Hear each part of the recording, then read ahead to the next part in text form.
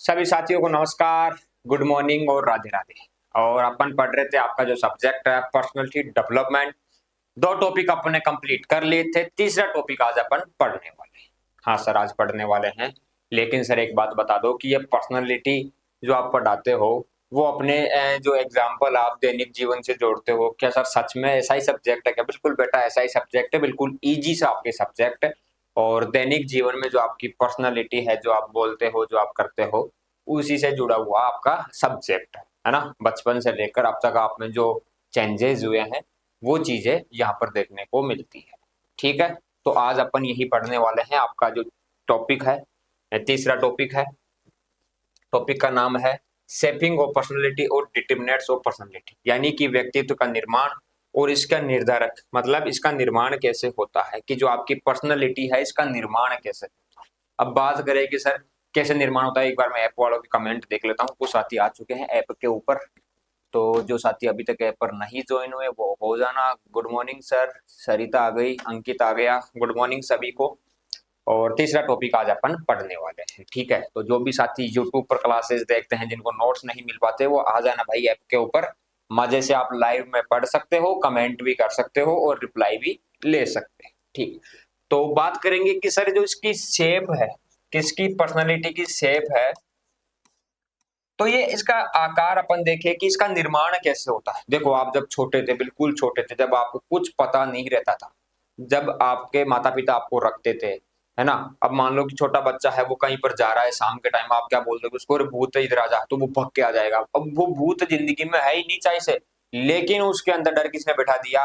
माता पिता ने बैठा दिया, घर वालों ने बैठा दिया कि बेटा भूत है, आ जा, तो भग के आ जाएगा। भूत क्या होता है? वो डर जाएगा। भूत है ही नहीं, भूत नाम की चीज। अगर आप उसको बचपन से सिखाओगे कि जा तो पकड़ ले किसी भी चीज को, शेर को, सांप को, कुत्ते को, बिल्ली को, वो भाग के पकड़ लेगा। लेकिन आप उसको डरा दोगे कि खा जाएगा, आ जाए, इधर आ जा, तो वो डरेगा।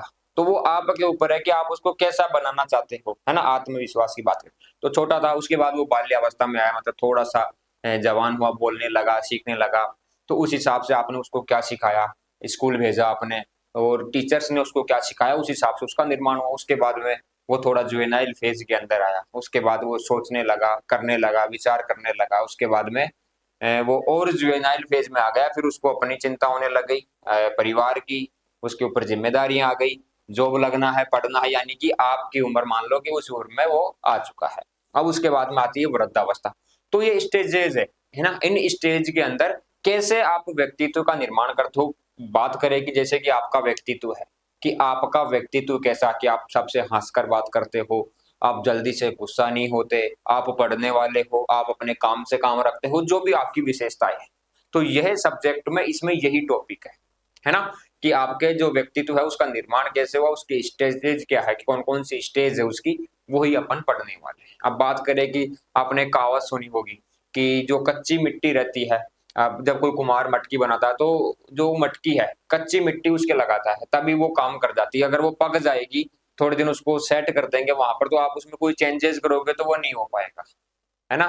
कहावत सुनी होगी आपने गाँवों के अंदर, कि अगर छोटी सी उम्र में आपने बच्चे को संस्कार दिए हैं, समझाई है कुछ चीजें, आत्मविश्वासी बनाया, उसको मनोबल उसका हमेशा हाई रखा है, तो वो बेस्ट रहेगा। उसी प्रकार से उसका ढांचा, उसका निर्माण होगा। लेकिन एक फैक्टर यहाँ पर यह भी वर्क करता है कि कुछ चीजें अनुवांशिक भी होती है। जैसे कि मान लो कि कोई जुड़वा बच्चे हैं, उनमें आप देखोगे सेम प्रकार की लगभग एक्टिविटीज सेम रहती है, दोनों ही सेम प्रकार के दिखते हैं दिखने में, और उनका वर्क भी रहता है कि दोनों शांत स्वभाव के हैं, ज्यादा उछल कूद भी नहीं करते। आपने भी देखा होगा, बिल्कुल सर हमने देखा है ना। ये चीज आपने गाँवों के अंदर भी देखी होगी, कहीं जुड़वा बच्चे आपने देखे होंगे। या फिर आपने देखा होगा कि एक ही पेरेंट के दो बच्चे हैं और दोनों अलग अलग हैं। एक बिल्कुल सिंपल स्वभाव का है, ज्यादा गुस्सा वगैरह नहीं करता, अपना काम करता है। दूसरा, वो पूरी दुनिया से लड़ता रहता है, बाहर भगता रहता है, वो एक जगह टिकता ही नहीं। तो वो चेंजेस किसके कारण? आनुवांशिक जो उसके लक्षण है उनसे भी चेंजेस देखने को मिलते हैं। एक तो बचपन में आपने जो चीजें सिखाई उनका फर्क पड़ेगा। दूसरा, जो कैरेक्टर्स है जो माता पिता से मिले हैं, जो जेनेटिक्स है ना, अपन बात करते हैं जेनेटिक्स आपने पढ़ी होगी, तो उनके लक्षणों का भी यहाँ पर प्रभाव पड़ता है। तो इस हिसाब से आपकी जो पर्सनैलिटी है वो डेवलप होती है ना। एक तो आपने क्या सीखा, समाज से क्या सीखा, स्कूल में आपने क्या सीखा, कॉलेज से आपने क्या सीखा, और क्या क्या आपने पढ़ा। ये चीजें आपने सीखी। दूसरी चीज जो आपके जेनेटिक्स में जो आपके माता पिता से आपको जो मिले, वो चीजें आपके ऊपर यहाँ पर पर्सनैलिटी पर प्रभाव डालती है। कि जैसे कि मान लो किसी के पिताजी को बचपन से ही काफी गुस्सा आता है, खूब गुस्सा आता है, गुस्से पर कोई कंट्रोल नहीं है, आउट ऑफ कंट्रोल। अब उसका बेटा या बेटी हुआ, उसमें भी वही लक्षण देखने को मिले कि इसमें भी खूब ज्यादा गुस्सा है। तो ये फॉर एग्जाम्पल मैं आपको बता रहा हूँ कि जेनेटिक जो आनुवांशिक है, उनमें बदलाव करना थोड़ा मुश्किल होता है। हाँ, कि हो सकता है कि वो बैठकर सोचे कि मैं गुस्सा अब कम करूंगा, मुझे गुस्सा नहीं करना, पिताजी भी गुस्सा करते हैं, मुझे कंट्रोल रखना। तो ऐसे आप कर सकते हो। तो ये क्या है, ये आपकी पर्सनैलिटी है, और इसमें कैसे कैसे बदलाव होते हैं वही चीजें आपको देखना। छोटा सा टॉपिक है, प्यारा सा, समझने लायक है। जो चीजें मैंने आपको बताई वही आपको पढ़ना है, कोई ज्यादा चीजें इसमें है नहीं, सारी स्टेप्स है। और क्या क्या चीजें आपके व्यक्तित्व को प्रभावित कर सकती है वो चीजें आपको देखना है, और कैसे कैसे आपके व्यक्तित्व यानी आपकी पर्सनैलिटी का विकास होता है वो चीजें आपको देखना है। तो ज्यादा समझाने की चीजें नहीं, समझाने की चीजें थी, मैंने आपको बता दी कि ये चीजें इसमें पढ़ना है। ठीक है सर, इतना समझ में आ गया। तो चलते हैं आगे की ओर। आगे की ओर है कि व्यक्तित्व क्या है, व्हाट इज पर्सनैलिटी। ठीक है, देखो आपका व्यवहार, विचार और भावनाएं जो आप सीखते हो समाज से, स्कूल से, कॉलेज से, जहां से भी आपने सीखा है, जो आपका व्यक्तित्व है कि आप दूसरे पर्सन से जब आपसे कोई मिलता है तो आप कैसे रिएक्ट करते हो, दैनिक जीवन में आप कैसा व्यवहार करते हो, वो आपकी पर्सनैलिटी है। मान लो कि आप शादी ब्याह में जा रहे हो, बिल्कुल सज धज गए, बिल्कुल नए कपड़े पहन के जाते हो, ठीक है, आप ऐसे रिप्रेजेंट करते हो कि बिल्कुल हाँ, हम साफ सुथरे नहाए धोए हैं, हम यहाँ पर प्रोग्राम में आज यहाँ पर आए हैं। जाते हो ना सभी, हाँ सर जाते हैं।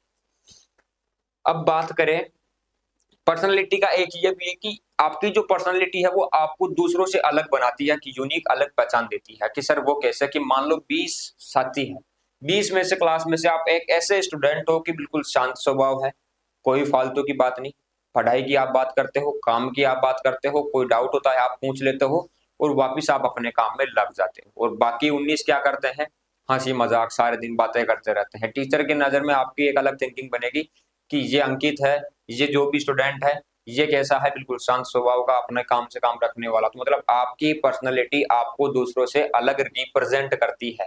जो आपके भाव है, जो आपके विचार है, जो आपकी हरकतें हैं, जो आप दैनिक जीवन में वर्क करते हो, वो आपको दूसरों से अलग बनाती है।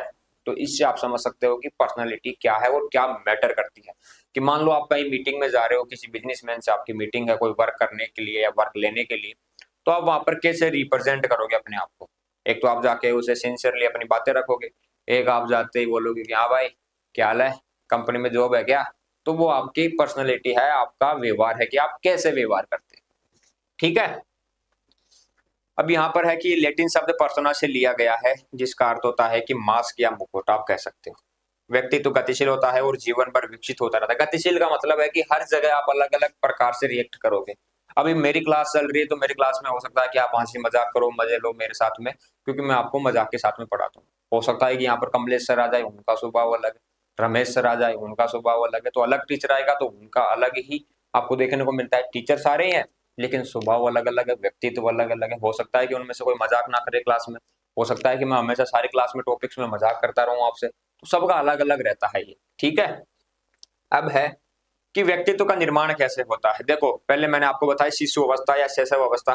तो शिशु अवस्था में क्या होता है, माता पिता की देखभाल से, ठीक है, चीजें मैंने आपको बताई वही चीज है, ठीक है सर। दूसरा होता है बाल्यावस्था, जब वो थोड़ा सा विकसित होता है। उसके बाद में सामाजिक व्यवहार, मूल्य और नैतिक सीखने की प्रक्रिया होती है, ठीक है। आप समाज में बिल्कुल चीजों को बोलोगे, बात करोगे, कोई आपसे रिश्तेदार आएगा, आपको उठा रहा है, खिला रहा है, तो उन चीजों से आप सीखोगे आपको क्या बता रहा है। किशोर अवस्था में आता है आत्म परिचय और स्वतंत्रता विकसित होने लगती है इस अवस्था के अंदर, ठीक है। ये क्या है, स्टेजेज है। इन स्टेज के अंदर ही क्या होता है, आपकी पर्सनैलिटी का विकास होता है और व्यक्ति का भी विकास होता है। ऐसा नहीं कि पर्सनैलिटी का ही विकास होता है, शरीर का भी विकास होता है, ऑर्गन्स डेवलप होते हैं, बॉडी का विकास होता है, सारी चीजें डेवलप होती है। लेकिन बात कर रहे हैं पर्सनैलिटी की, तो उसी के बारे में बताएंगे यहाँ पर। ऐसा तो है नहीं कि आपकी अंगुलियां बड़ी होगी, आपके सिर के बाल बड़े होंगे, दाढ़ी मूंछ आएगी, वो चीज थोड़ी बताएंगे यहाँ पर। पर्सनैलिटी की बात है तो वही बातें करेंगे, तो वही बात यहाँ पर हो रही है। उसके बाद है प्रौढ़ अवस्था आती है, यहाँ पर आपका करियर, रिश्ते और जिम्मेदारियां आपके व्यक्तित्व को आकार देते हैं। आप सोचते हो, फिर आप में थोड़ी सी टेंशन आती है। अभी जैसे आप में है कि एक बार बीएससी हो जाए, उसके बाद मैं एमएससी करूंगा, एमएससी करने के बाद में सोचूंगा क्या करना है, पीएचडी करना है, पीएचडी करने के बाद में मुझे रिसर्च में जाना है, या मुझे डब्ल्यूओ बनना है, या मुझे जॉब लगना है, या मुझे एग्रीकल्चर सुपरवाइजर की तैयारी करनी है। कुछ भी करना है तो सभी के कोर्सेज ब्राइट टेक्नो क्लासेस पर अवेलेबल है। अब ये चीज तो थी मजाक से थोड़ा हटकर। लेकिन मैं आपको बता दूं अभी आपके लोगों पर जिम्मेदारी आने वाली है और आप जिम्मेदारियों का आपको एहसास होने लगा है, आप कॉलेज में आ चुके हो। क्योंकि कहीं ना कहीं अब आपके जो माता पिता है वो उन्होंने आपसे उम्मीद लगा ली है। कैसे लगा ली सर उम्मीद? क्योंकि पहले आप ट्वेल्थ में थे, ट्वेल्थ के बाद में आपने तैयारी की, कैसे भी आप यूनिवर्सिटी कॉलेज में आपने एडमिशन ले लिया। एडमिशन लेने के बाद में माता पिता को ये थोड़ी पता है कि बीएससी एग्रीकल्चर की सिचुएशन क्या है और कितना स्कोप है कितना स्कोप नहीं है, इसमें क्या कर सकते हैं क्या नहीं कर सकते। किसान परिवार से आते हैं, उनको तो यह है कि मेरा बेटा या बेटी बाहर पढ़ रहा है, वो अब आगे जाके कुछ करेगा या कुछ बनेगा तो हमारे जो बुढ़ापे का सहारा है वो ही बनेगा, इतनी ही उम्मीदें लगाते हैं। और ग्रामीण परिवेश से जो भी व्यक्ति आता है ना, मैं आपको बता दूं दिल के काफी नेक और साफ दिल इंसान होते हैं वो। हो सकता है कि गुस्सा तो सभी को आता है, व्यक्ति को, शहर वाले को भी आता है, गांव वाले को भी आता है, वो आपको गालियां भी निकाल दे, आपको भला बुरा भी कह दे, लेकिन जो दिल होता है ना वो काफी साफ और बड़ा दिल होता है ग्रामीण परिवेश के लोगों का। ये चीज देखने को मिलती है। अगर आज भी कोई भी काम हो, कोई भी मान लो कि कोई इलेक्ट्रिशियन आ गया किसी आरओ का प्रसार करने के लिए गाँव के अंदर, तो गाँव के लोग उसको बिठाकर पानी पिला के चाय पिलाएंगे, उसके बाद उसकी जानकारी लेंगे। ठीक है, शहर में को चला जाए, हाँ भैया आरओ हमारे है भैया, हमारा लगा हुआ है भैया आप जाओ, ऐसा देखने को मिलता है। और इस टॉपिक में भी कहा हुआ है कि गांव के अंदर जो पर्सनैलिटी है लोगों की वो अलग है, शहर के लोगों की वो अलग है, तो रियल में अलग है ये नहीं कि मुझे कोई शहरों से दुश्मनी है, मेरे कोई दुश्मनी नहीं है पर्सनल, लेकिन बता रहा हूँ कि स्वभाव में और पर्सनैलिटी में चेंजेस है आज भी गाँव के अंदर और शहर के अंदर। ये चीज मानना पड़ेगा, कोई भी हो, कोई माने या ना माने, मैं तो आपको बताऊंगा दिल की बात। ठीक है, ये चीजें है बेटा। ओके, तो गांव के लोग तो गांव के लोग होते हैं और गांव जैसी जन्नत तो आपको कहीं पर देखने को भी नहीं मिलेगी। हो सकता है कि आज शहर के अंदर आपको पैसा दिखता हो लेकिन सुकून आज भी गांव के अंदर मिलेगा, ये चीज फैक्ट है, 100% ऑथेंटिक और जेन्युइन। क्योंकि जब ये त्योहारों के अंदर जो उमड़ती हुई भीड़ है ना गाँवों की तरफ जाती है, ये इस बात का संदेश है कि पैसा शहर में बहुत है लेकिन सुकून आज भी गाँव के अंदर है ना। तो गांव आजकल सिमट रहे हैं, वहां पर भी नई नई कॉलोनियों का विकास हो रहा है, ग्रामीण परिवेश के लोग भी सोच रहे हैं कि हम शहरों में जाकर बस जाए। लेकिन मैं आपको बता दूं शहरों में पैसा हो सकता है, आप अमीर बन सकते हो, लेकिन जो सुकून है जो जन्नत है वो आज भी गाँवों के अंदर है। तो गाँवों का तो अलग ही माहौल है। लेकिन आजकल आपको पता है सोशल मीडिया वगैरह पर सारी चीजें ऐसी चलने लग गई कि सबकी मेंटेलिटी पर प्रभाव पड़ता है। सोशल मीडिया ने सबसे ज्यादा युवाओं को, लोगों को, आम जनता को प्रभावित किया है। चाहे से वो हेट फैलाने का काम हो, लव फैलाने का काम हो, नेगेटिविटी हो, क्राइम को बढ़ावा देना हो, सारी चीजों में सोशल मीडिया का बहुत बड़ा रोल है। अगर सोशल मीडिया को आज कंट्रोल में नहीं किया गया तो आगे वाला जो जमाना है वो मैं बता नहीं सकता उसमें क्या क्या होने वाला है। ठीक है, आप समझदार हो। उसके बाद आती है ओल्ड एज, जीवन के अनुभवों और ज्ञान पर चिंतन होता है। अब देखो गांव के अंदर कोई अगर मान लो आपके दादाजी है वो बैठे हैं, तो गांव के अंदर वो बैठे हैं ना तो उनके पास तीन चार जने शाम को बैठेंगे, वो का पीते रहेंगे।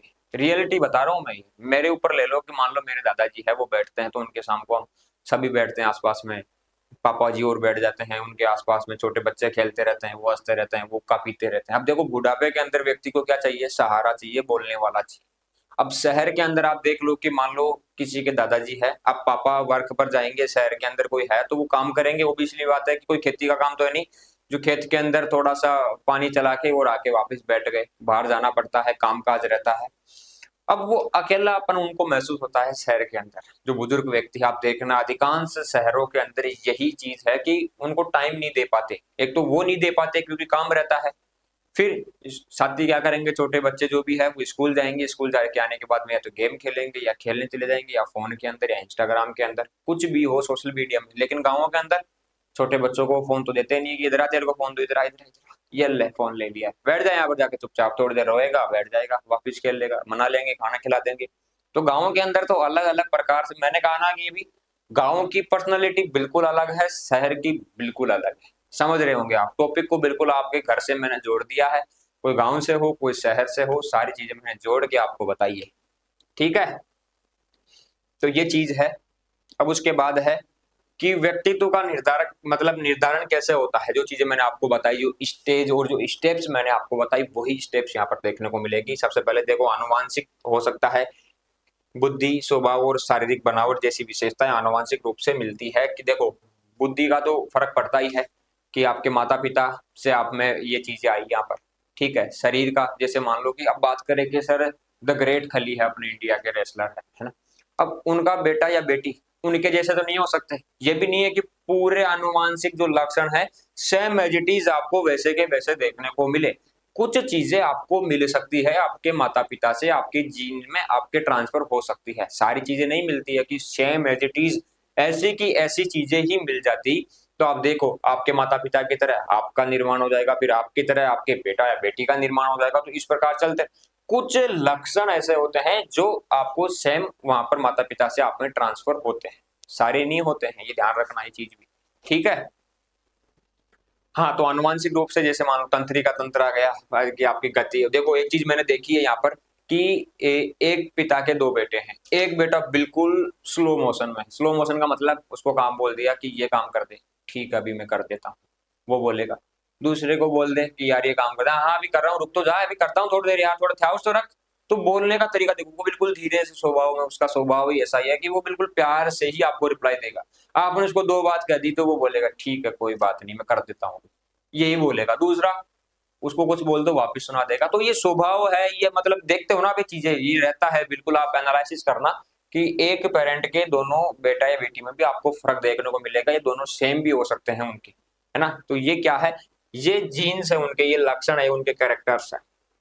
अब है एंडोक्राइन ग्लैंड, अंतःस्रावी ग्रंथियां, टेस्टोस्टेरोन। देखो यहाँ पर कहने का मतलब है कि जो आपके हार्मोन्स है ना, जो आपके हार्मोन्स है वो भी आपके माता पिता से आप में कुछ चीजें ट्रांसफर होती है। जैसे कि मान लो किसी के पिताजी है, मेरे दोस्त है उनके पिताजी है, उन पे यहाँ पर सिर के जो बाल है ना वो आधे सिर पर बाल नहीं है।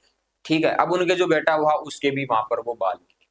ठीक है, तो ऐसा हो सकता है कि बिल्कुल हो सकता है, कई कंडीशन में, कई बार नहीं भी हो सकता, तो नहीं भी हो सकता।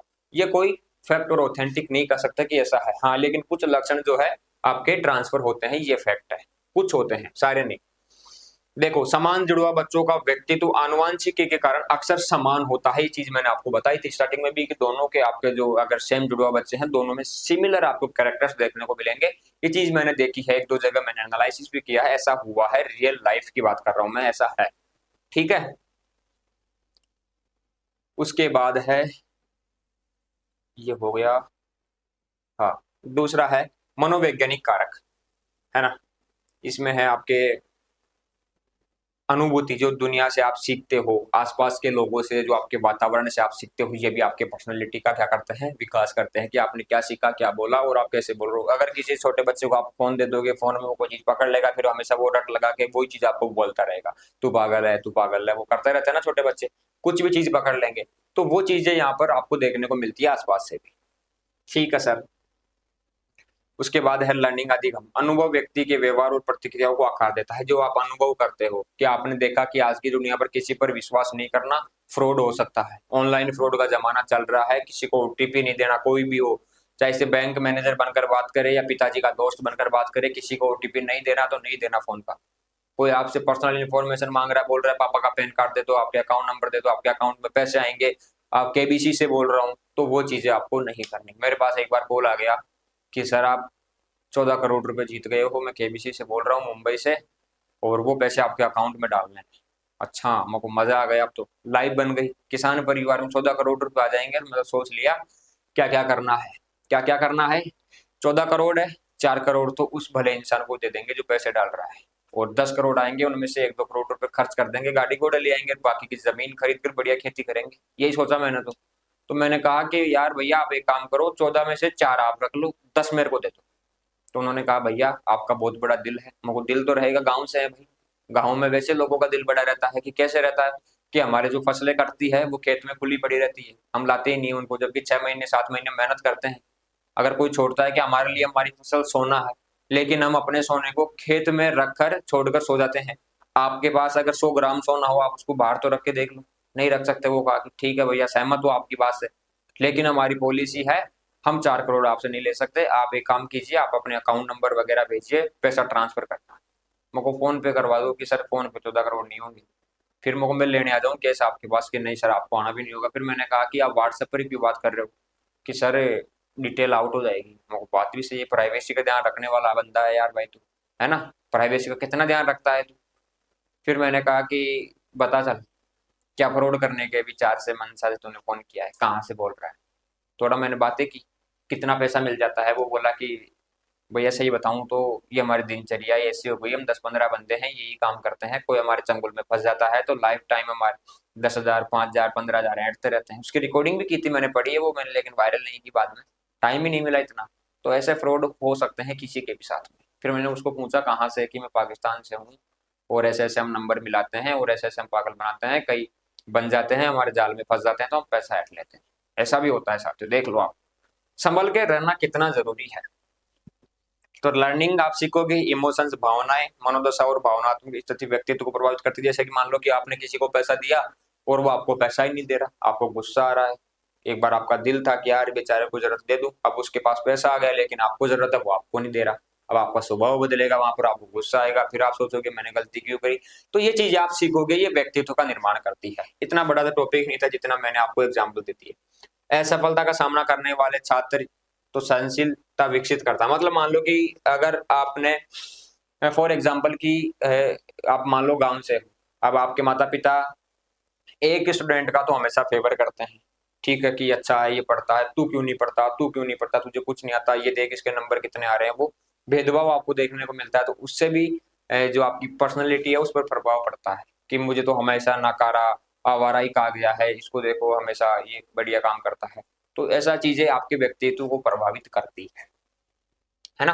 तो असफलता का सामने करने वाला छात्र या तो सहनशील विकसित कर सकता है या असफलता का डर पाल सकता है। दोनों वो उसके ऊपर रहता है कि वो उस चीज को कैसे लेता है, ठीक है, वो कैसे उस पर रिएक्ट करता है, वो आपके ऊपर है। कि चलो मान लो कि आप असफल हो गए, ठीक है, किसी भी चीज को लेकर, तो आप क्या सोचोगे कि यार मैं असफल हो गया, दोबारा मेहनत करूंगा, सफल हो जाऊंगा। सब असफलता ही तो आपकी सफलता के लिए जो जरूरी टर्म्स है, जो जरूरी लक्षण है, जो सिम्टम्स है, वो आप में डेवलप करेगी। और एक आप सोच लो कि यार मैं हमेशा ही असफल होता रहूंगा, कब क्या करूंगा, कितने दिन तक मैं ऐसा करता रहूंगा, असफल होता रहूंगा, जिंदगी में क्या करूंगा। तो वो आपके ऊपर है कि आप किस हिसाब से उस चीज को देखोगे, किस हिसाब से आप उसे एनालिसिस करो।